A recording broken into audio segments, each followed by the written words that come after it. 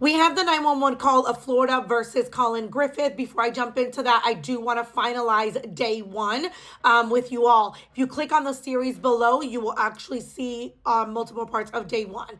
Right now, before I jump in, I want to give you guys a quick recap. If you haven't heard about this case, Collin is being charged with first-degree murder for unaliving his mother. What makes this case even more insane is the fact that 18 months prior, he unalived his dad. However, it was deemed as self-defense, and he was released to go live with his mom. He was 16 years old. Now, witnesses yesterday at the end of the day, let's talk about them. We've got the forensic investigator that just pretty much talks about the fact that when they arrived, yes, there were AirPods over here, a case over there, and then there were some documents. The prosecution is stating specifically that, he had an interest in law. He was taking dual enrollment courses, and that he started kind of investigating the laws, etc. So they found a packet of a case. It's a fake case, but kind of like a trial that he was looking at. And they read it. I don't see any connection because they were unalived with simply getting hit on the head. Whatever. Then you've got the police coming in, and they talk about the fact that when they arrived, they kind of tried to contain the crime scene because EMT does not contain crime scenes. EMT's job is to resuscitate as much as they possibly can. So they're coming in, stepping on everything. And they're trying at that point to kind of contain the crime scene to try to help the forensic investigator out, which the defense team called out on and said, before you arrived, was it contained? No, right? Because EMT's walking all around. They're trying to save somebody. That's the last thing they have on their mind. They don't want it to be a crime scene. Then the neighbors spoke, two of them. Keep in mind that Susan, which is the grandmother, lives in a subdivision that is 55 and up. So, of course, it's a quiet subdivision with all the neighbors looking out the window.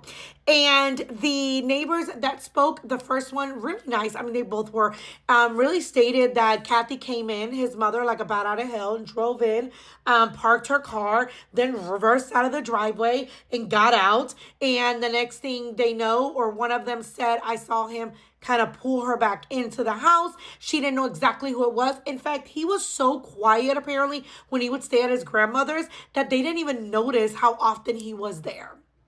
She stated the last time she saw him was in December. Mind you, it was like literally September. And then the other neighbor, she said she was originally from Chicago, and that in Chicago, when you hear chaos, you walk back inside. So she said that when she saw Collin's mom yelling and doing all this chaos, she turned her behind right back around and went inside. So I don't even know why she was on the stand.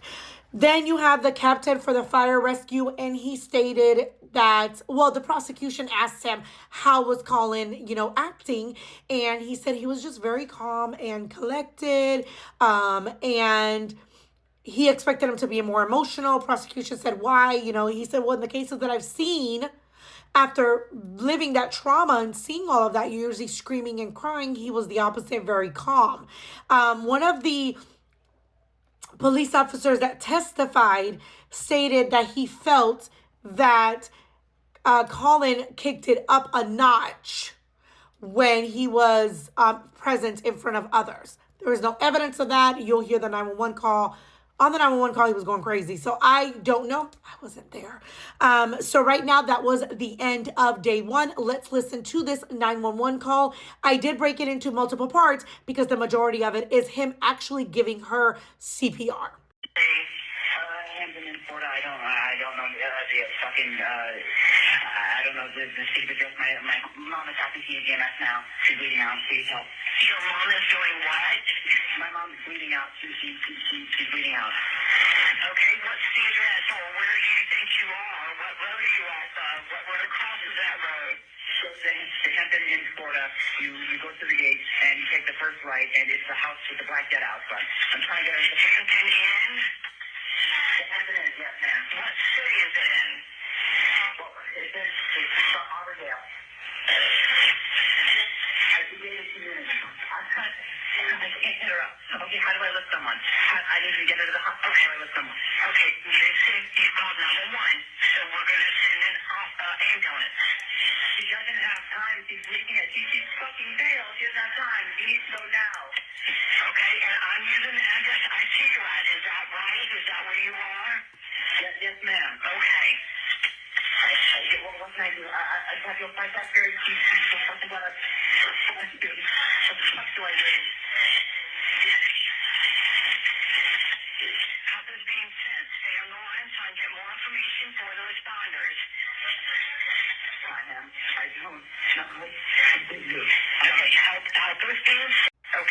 will not see Collin because he asked to not be there during the time they played this card. Where is she bleeding from, sir? She's bleeding from the neck, ma'am. This is my mother. I tried to support it. Are you with the patient now? I'm with her now. How old is the patient? She's 39 years old. She has a heart condition. She has a, is she awake?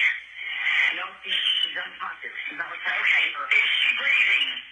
No, she's not. I don't think she's alive.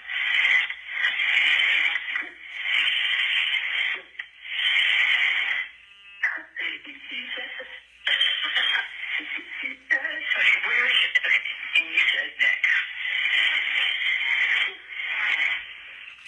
Okay. All right, listen to me. I'm sending the paramedics to help you now. Stay on the line. I'll tell you exactly what to do next. What caused the bleeding? She got real tight and she didn't even know if she fell on it.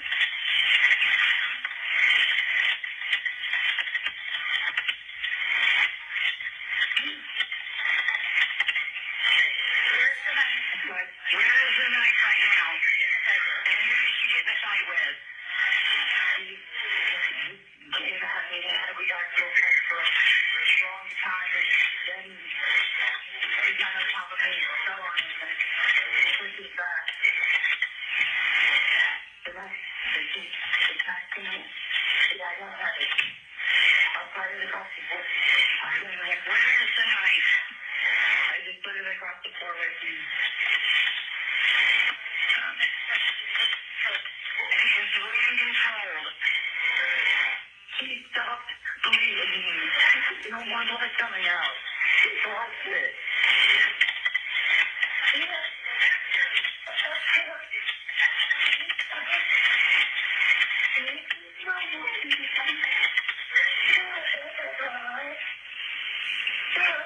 Where did you throw the knife? You threw it to your right? It was totally away from you. Away from me. Where's your mother? I'm over her. I'm trying to save her. Where are you? With her? Where are you? Out in the kitchen. In the house. And the door is unlocked. Okay, you're with your mother, correct?